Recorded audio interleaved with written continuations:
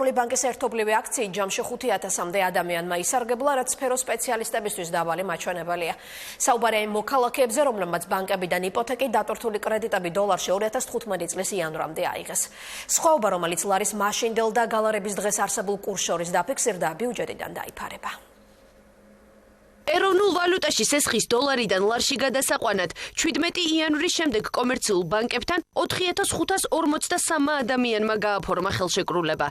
ეს მხოლოდ 17%-ია იმ ფიზიკური პირების, რომელთაც სესხი უცხოურ ვალუტაში 2015 წლის 1 იანვრამდე აიღეს. მთლიანობაში $61 მილიონ მეტი სესხი გალარდა. ამ პროცესისთვის მთავრობამ 65 მილიონი გაითვალისწინა, თუმცა რამდენი დაიხარჯა ამ თანხიდან ფინანსთა სამინისტრო ზუსტი მონაცემების გამოქვეყნებას მომავალ კვირას აპირებს. 4,500 ოჯახი, რომელიც დაზღვეული არის შემდგომში სავალუტო კურსის რყევებისგან, ეს უკვე ძალიან კარგი შედეგია. აქვე მინდა მოგახსენოთ, რომ გარდა ამისა, ის გადადგმული ნაბიჯები, რომელიც ჩვენ გადავდგით 2016 წლის ბოლოს და ცვლილებები, რომელიც შევიდა კანონმდებლობაში, თავისით მიეხმარება გალარების პროცესს. სპეციალისტების შეფასებით ეს პროგრამა მნიშვნელოვანი იყო. სესხებელთა აქტიურობა კი ძალიან დაბალი.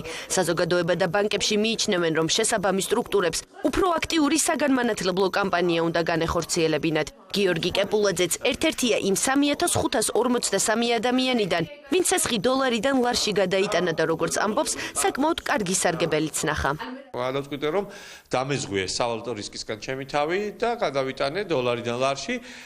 თან ეს ვეცადე, რომ გამეკეთებინა ბოლო ორ თვეში საუკეთესო კურსი რო იყო, მე მგონი მაშინ მოვახერხე. მე ვფიქრობ, სასურველი იყო, რომ მეტი კონკრეტიკა და ახსნა, თუ კონკრეტულად და ინდივიდუალურად მომხმარებლებელი რა მოგებას ნახავდა თუ ის გაალარებდა. ეკონომისტ გივი კორინთელის თქმით, ერთის მხრივ სახელმწიფომ საშუალება მისცა მოსახლეობას დაეცვათ საკუთარი თავის სავალუტო რისკებისგან. მეორეს მხრივ კი კურსის გაუფასურებისა და მოქალაქეების მხრიდან წამოსული კრიტიკის შემთხვევაში მთავრობამ თავი დაიზღვია და ამ პროგრამის შეთავაზებით საკუთარი ვალდებულებაც ამოწურა. მომავალში თუ თქვათ კურსი გაუფასურდა და იგივე კრიტიკა წამოვიდა ადამიანების მხრიდან, რომ თქვათ ისინი ზარალობენ კურსთან შორის სხვაობაში და ვერაფერს ესხებს, მას თავის ვალდებულება ამოწურული აქვს, იმიტომ რომ შესაძლებლობა მისცა და მესამე მხრივ გამოძვრა ეს ჭყალებში იაფად რეალურად, იმიტომ რომ ფაქტიურად ადამიანებმა არ გამოიყენეს ფაქტიურად სახელმწიფოს მიერ გამოყოფილი და ერთის მხრივ ნაჩუქარი თანხა. სპეციალისტები ასევე ამბობენ, რომ დაბალი აქტივობის ერთ-ერთი მიზეზი კურსის მკვეთრი მერყეობა იყო. მოსახლეობის დიდი ნაწილი ლარის გამყარების პიქსელოდებოდა. ასეც მოხდა, ყველაზე მეტი სესხი 6 მარტს გალარდა, როდესაც ოფიციალური კურსი 2 ლარისა და 43 თეთრის ფარგლებში მერყეობდა. სწორედ ამ დღეს ეროვნული ბანკის ინფორმაციით 305 ადამიანმა $5 მილიონი გაალარა, მაშინ როდესაც სესხების გალარების მაჩვენებელი $1.5 მილიონ არ აღემატებოდა.